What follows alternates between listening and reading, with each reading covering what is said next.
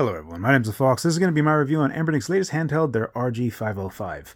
Thank you very much to Anbernic for sending this out to me for review. Their new boxes look pretty snazzy as well. I'm actually pretty happy with the new design they went with. Instead of those blank, boring white boxes, they started now including like all their original designs, like even that old arcade that used their MIPS JZ4770 chips. But all of their designs seem to be on the packaging, which is pretty cool. They also included a carrying case for me, which for me is whatever. I don't normally use carrying cases, but if you're a carrying case type of person, they do sell this as well with a little bit of Anbernic flair on there.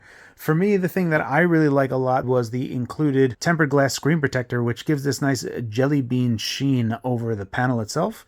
The device itself kind of has a reminiscent style that is, I would say, people might confuse this to a Switch Lite, especially with the color schemes that they have going. We have turquoise, yellow, and gray. For my particular taste, I like the gray one, but if someone wanted the turquoise one, which would align with kind of like Nintendo styling, I could see why you do it. The yellow is something that I don't like at all, but this video review got delayed a lot because Play support finally came into this device via an over-the-air update.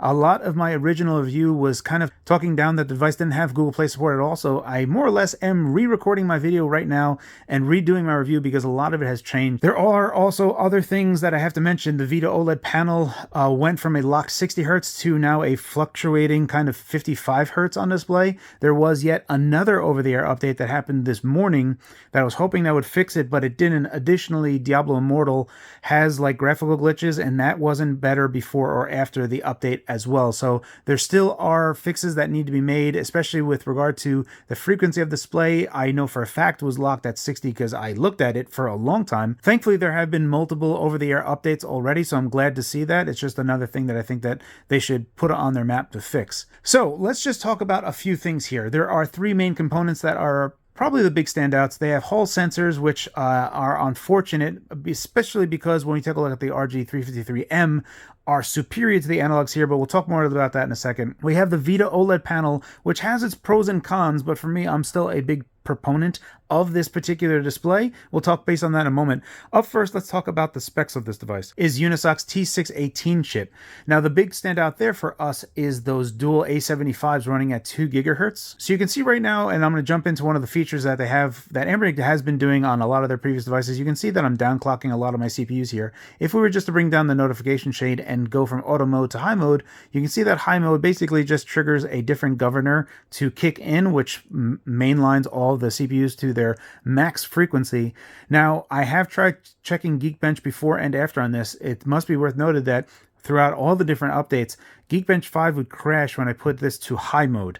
So I don't really think high mode is, number one, safe, as in stable. It's not going to kill your chip because these are default frequencies that the chip can run at. It's just that it might not be stable if you're pushing the machine for a very long time. Leaving it at auto would be recommended because it will still bump up to 2 gigahertz, especially because those two A75 cores are really going to get us across the finish line with a lot of the type of emulation that you're going to be doing on these types of devices. The other thing that's nice here is we are running Android 12 and we do have 4 gigabytes of LPDDR4X RAM, which is really nice to see that amount of RAM on a device. This is now getting into a tier of Android that is comfortable to use. It's not really lagging at any particular degree, especially with 128 gigs of included storage. So really well, nice and rounded device, especially when you consider that it's going to be around $160 to $170 shipped, which is very competitive with the Retroid Pocket 3 Plus, which is also using the same chipset.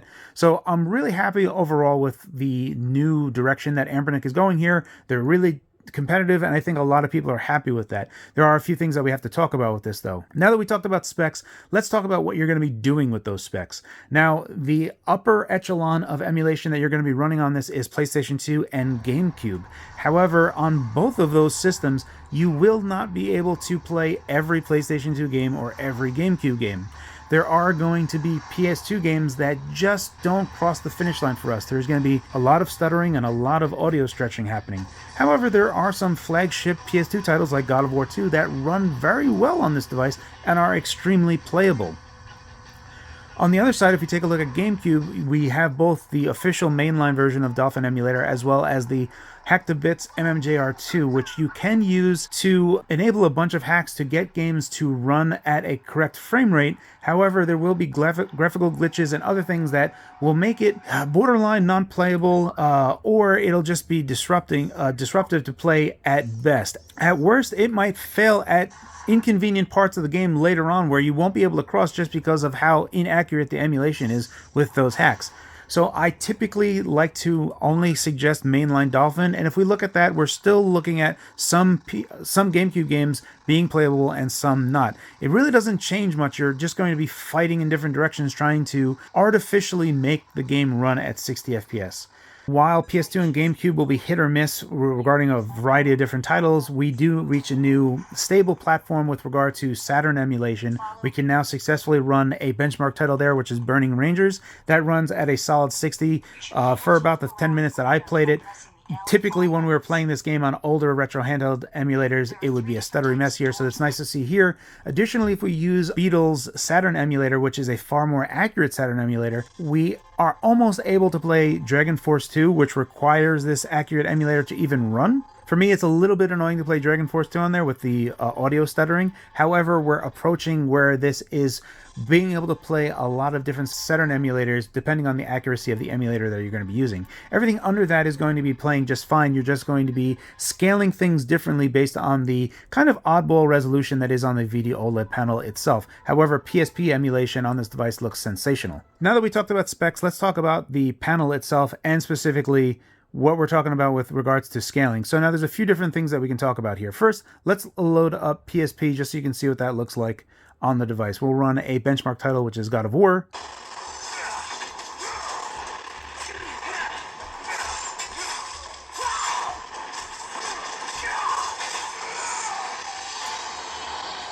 Now, God of War is a benchmark title for PSP, meaning it's one of the harder games to run on PSP for PSP emulation on these types of devices, and at 2x resolution looks sensational on this particular panel, so a lot of PSP games are going to run just fine. If we were to take a look at RetroArch and trying to run older games, so first thing I wanted to mention here is if we go to video, I always like disabling threaded video.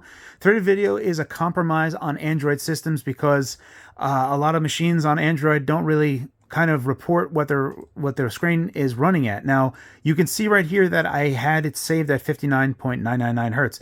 The panel itself easily hit that before the latest update that came out this morning.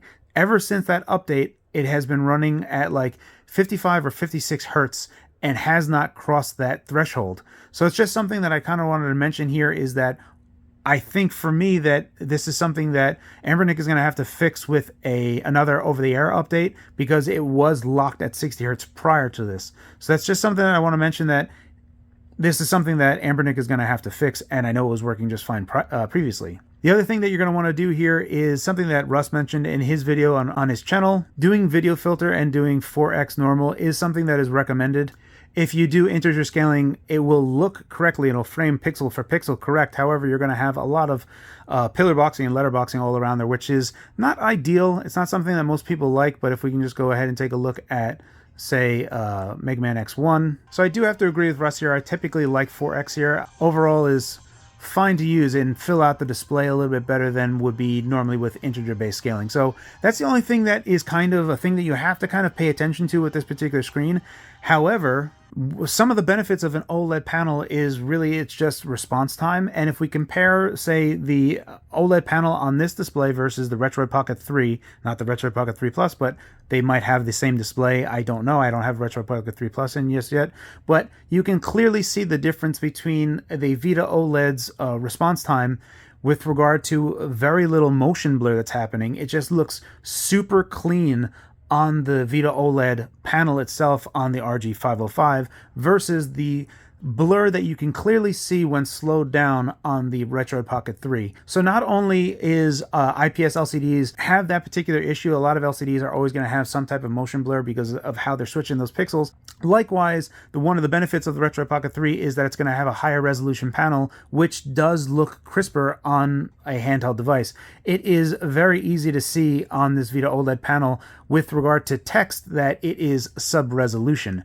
So there are pros and cons to this Vita OLED panel. I do believe that overall it is fantastic for gaming use. And even though it doesn't have the best resolution, I still very much like this Vita OLED panel. Oh, before I get off the Vita OLED panel talking about the resolution, the last thing that I want to make note of here, this is something that Russ brought up as well, is that the panel doesn't get very dim. It seems like with the latest update in the notification tray, they actually added an extra dim mode.